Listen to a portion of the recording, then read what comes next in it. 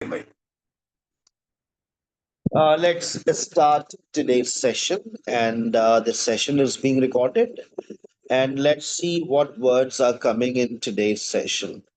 अच्छा, कल ये ग्लूटन नहीं है भाई, इट्स ग्लैटन. अक्सर बच्चे इसको ग्लूटन पढ़ते हैं. इट्स ग्लैटन. पेटू. ठीक है. गॉर्जियस. कल गॉर्जियस तक हो गया था हमारा. खूबसूरत. ठीक है. Gorgeous weather. And there is a grace digger. ये ग्रेस डिगर नहीं था, ये था ग्रेव डिगर.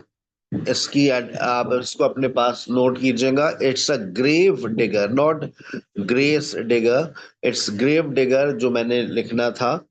और ये ग्रेव डिगर है, यानी कि गोरकन. और उसके आगे मुझे याद आ रहा है ग्रेव था. ग्रेव कहते हैं कब्र को. उसके बाद ग्रेवयार्ड, कब्रिस्तान. ग्रेव, ग्रेवयार्ड और ग्रेव डिगर. अच्छा, ग्रेव डिगर को मैं एक और वर्ड भी मुझे याद है. देखिए, मैं सिनोनिम्स बताता रहता हूँ, तो वो सिनोनिम्स आप लोग अपने पास लिख लिया करें, मेरे जहन में होते हैं. Undertaker. Undertaker is also grave digger.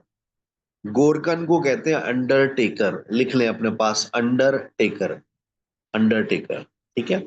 अच्छा, उसके बाद ग्रीजी स्पून. बहुत बहुत जबरदस्त वर्ड है ये, ग्रीजी स्पून. आप लोगों को लग रहा होगा कि ये कभी इस्तेमाल नहीं होता, but it's a very common word in English language. An informal inexpensive restaurant, especially one serving fried foods. Right. जैसे होता है ना छोटे छोटे बशीर चिप्स वाला, जहाँ चिप्स मिल रहे हैं, छोटा सा जिंगर मिल रहा है, चिकन बर्गर मिल रहा है. ग्रीजी स्पून, जिसको आप लोग कहते हैं ढाबा. आप इसकी उर्दू लिख सकते हैं. देखिए, यहाँ लिखा है छोटा सा रेस्टोरेंट, आमतौर पर तेल वाले खाने पीने पेश करने वाला ढाबा. ठीक है ना. चले, दैट्स ग्रीजी स्पून. उसके बाद है ग्रिट, हिम्मत. Courage and resolve, strength of character.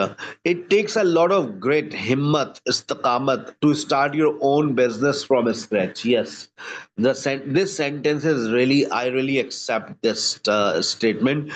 It takes a lot of grit to start your own business from scratch, because I started in 2020. It takes a lot of grit. और हर रोज ऐसा ही गुजरता है. हर रोज हम इसी तरह से मेहनत से पढ़ा रहे होते हैं. चले आगे चलते हैं. ग्रो अप बेटा, बड़े हो जाओ बेटा. कहते हैं ना, अगर आप सिर्फ किसी को इतना भी कहते हैं ना, ग्रो अप, तो इसका मतलब होता है बड़े हो जाओ. ठीक है ना. और लेकिन यहाँ पर ग्रो अप का कहता है टू बिकम ओल्डर और mature, to develop from a child into an adult. Grow up, बड़े हो जाओ बेटा.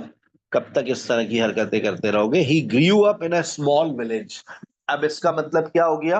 ही grieve up in a small village, वो एक छोटे से गांव में बड़ा हुआ.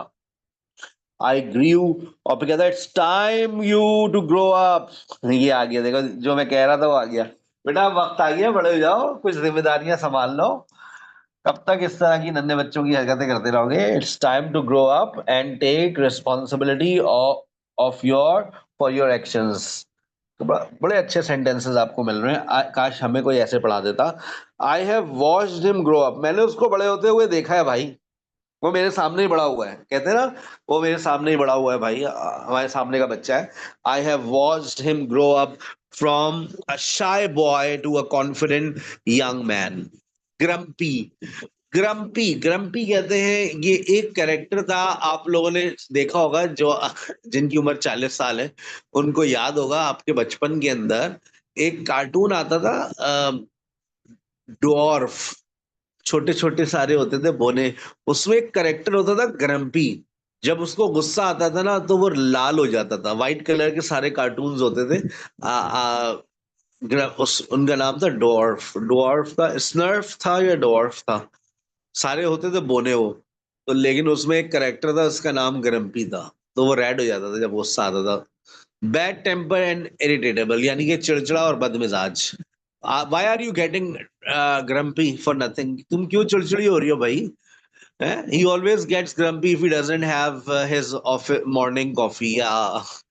If I don't have my morning, if I don't have breakfast, I usually get grumpy. So that's why I prepare my breakfast myself.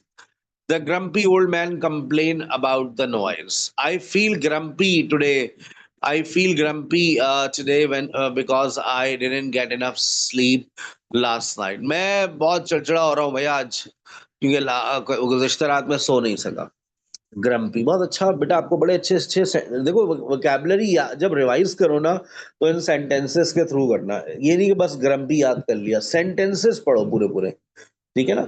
Hands कफ हथकड़ियाँ, यहाँ पर भी वही मीनिंग्स है, यस हथकड़ियाँ। The officer hands cough the suspect during the arrest. अच्छा handcuff जो है ना वो वर्ब भी है।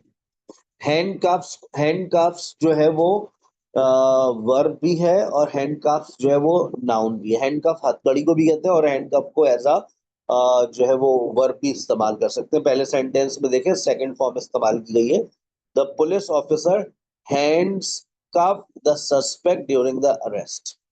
हैंगमैन कहते हैं जल्लाद को, जो फांसी देता है ना, जो फांसी देने वाला बंदा होता है, बड़ा सा अजीब सा, उसको कहते हैं hangman. An executioner who hangs condemned people. The hangman prepared the noose for the execution. Happy go lucky, आप में से बहुत सारे लोग हैं बेफिक्रे। Happy go lucky, happy go lucky का मतलब होता है बेफिक्रा। Are you happy go lucky, लापरवाह। बड़े अच्छे अच्छे वर्ड्स आ रहे हैं भाई। He is happy go lucky guy who never worries about anything. Her happy-go-lucky attitude makes her fun to be around. Are you happy-go-lucky? No, sir, I am not. Hard enough. काफी मुश्किल. It's really hard enough. Sufficient, difficult. Sir, my vocabulary tests are not hard enough. They are easy enough. काफी मुश्किल. Easy enough, काफी आसान. Hasty, जल्दबाज. मुझे यहाँ पर एक वर्ड याद आ रहा है. Haste makes waste. लिख लें अपने पास, हेस्ट मेक्स वेस्ट, जल्दी का काम शैतान का। She made a hasty decision, यानी जल्दबाजी में उसने एक फैसला किया। विदाउट कंसीडरिंग द कॉन्सिक्वेंसेस, उसने नतीजे पर गौर किए बगैर जल्दबाजी में फैसला किया। डोंट बी हेस्टी, जल्दबाजी मत करो। डोंट बी हेस्टी, याद कर लो, बड़ा अच्छा वर्ड है ये, सारे वर्ड्स बड़े अच्छे आ रहे हैं। Don't be hasty. Haughty, haughty का मतलब होता है मगरूर। इसका मुझे एक और वर्ड भी याद आ रहा है, प्राउडी, एरोगेंट, हॉटी। हॉटी मगरूर, खुद पसंद। Her haughty attitude made her unpopular among the her coworkers. मगरूर, arrogantly superior and disdainful. Haunted, आसेब ज़दा, haunted, a place frequented by ghosts or person troubled by persistent thoughts or memories. Haunted, haunted, haunted, haunted. कहते ना, देखो लिखा हुआ है आसेब ज़दा, परेशान। The old house was believe to be haunted by spirits. दूसरी मीनिंग इसमें लिखते हैं परेशान। ही फेल्ट हाउंटेड, मतलब वो माजी की यादों से परेशान महसूस करती थी। She felt haunted by the memories of the past. यह बड़ा खूबसूरत सेंटेंस है। मेरे जहन में हाउंटेड की सिर्फ एक मीनिंग्स थी, आसेब ज़दा। आज एक दूसरी मीनिंग्स भी आ गई हैं। द हाउंटेड कासिल, आसेब ज़दा किला। हैव अ हेडेक, अब ये हैव वाले बहुत सारे आ रहे हैं। I have a headache, I have belly ache. Belly एक का मतलब होता है पेट का दर्द, सर का दर्द। Have a headache, I have a headache so I am going to lie down for a while. Okay.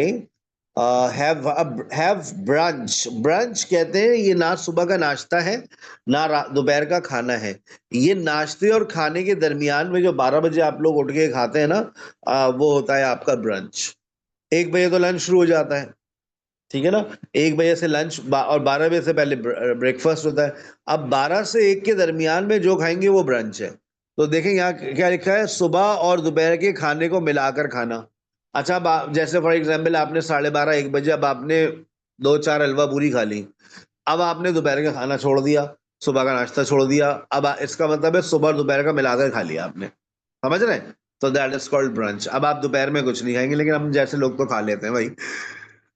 Lunch अपनी, ब्रेकफास्ट अपनी जगह, लंच अपनी जगह।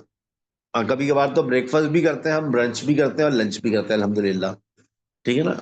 I usually have my breakfast at 8 a.m. So I get hungry. So I usually now I'm going to pick my kids, and when I come back, I will have a cup of tea with something. Then I'll have my lunch at 2:30. तो हम तो भाई कुछ नहीं छोड़ते सही है ना, शाम की आई टीवी चलती है। अच्छा आगे चलते हैं। हैव कॉन्ट्राडिक्शंस का मतलब होता है इख्तलाफात रखना। भाई बड़े अच्छे अच्छे अल्फाज आ रहे हैं यार। तजाद रखना, इख्तलाफात रखना, मतजाद ख्यालात या अमल का होना। His speech seem to have contradictions that confuse the audience. इख्तलाफात, तजाद। We can't have contradiction between what you say and what you do. The scientists' findings had contradictions with previous research. Have contradictions. Have cough, खांसी होना। Have curiosity about something. आसान है cough, ज्यादा मैं नहीं जा रहा। Have curiosity, किसी चीज को लेकर के बारे में तजस्सुस होना। The students had a curiosity about the space and the universe. Uh, he has curiosity about how different cultures celebrate holidays. Children naturally have curiosity about everything around them.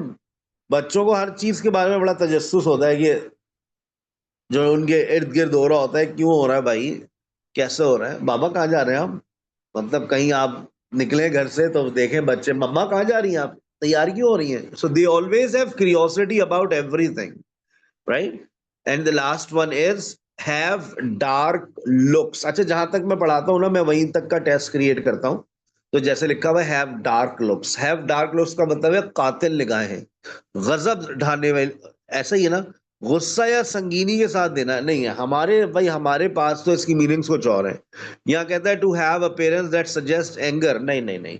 Have dark looks का मतलब आप अपने पास note कीजिएगा, इसका मतलब होता है कातिल निगाहें, शी हैज डार्क लुक्स। लेकिन यहाँ पर जो मीनिंग है ना उसको हम डिक्शनरी में वेरीफाई करते हैं कि ये क्या कहता है, हैव डार्क लुक्स।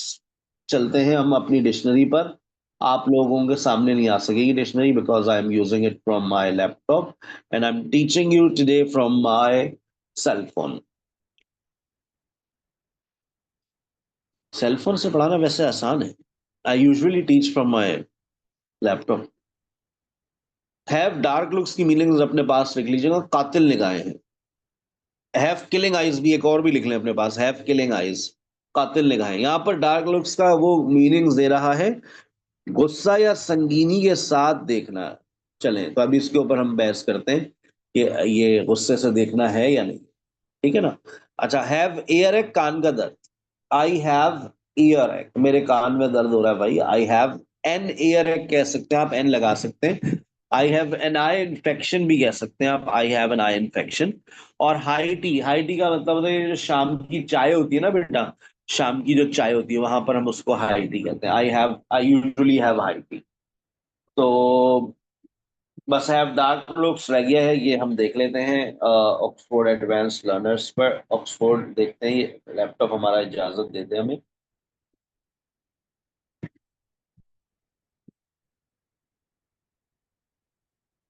नहीं इजाजत नहीं दे रहा, ये भी हमारा बदतमीजी कर रहा है आज हमारा लैपटॉप। तो कल की एपिसोड में हम हैव डार्क लुक्स के ऊपर बात कर लेंगे। और आज का जो टेस्ट होगा इंशाल्लाह वो वोकैबलरी गॉर्जियस वेदर से लेकर और हैव हाई टी तक होगा। बड़ी मेहनत से बनते हैं टेस्ट, 1 घंटा लगता है टेस्ट बनाने में।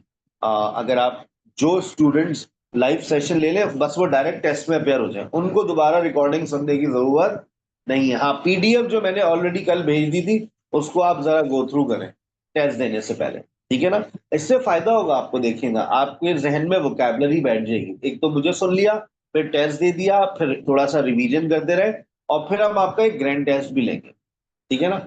वहां पर होंगे बहुत सारे बच्चे फेल, लेकिन जो रिवीजन करते रहेंगे, इस बहाने रिवीजन होगा आपका। देखेगा कि संडे हर पूरी पीडीएफ का टेस्ट एक एक करके लिया, उसके बाद संडे एक ग्रैंड टेस्ट लिया।